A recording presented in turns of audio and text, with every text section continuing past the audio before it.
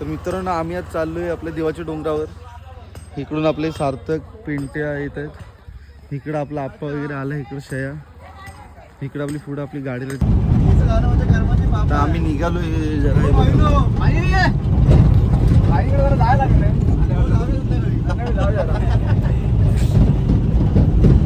आप्पाला भेटून ह्याना घरी पाठव कळलं काय. आणि बाई ना आप्पा पण जरा भेटू.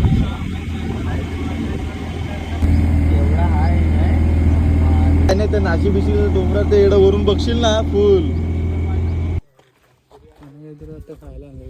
बघ आपण पोचलोय कळसूबाई सॉरी देवाचा डोंगर. सगळे आपले फोटोसाठी तयारी असतात.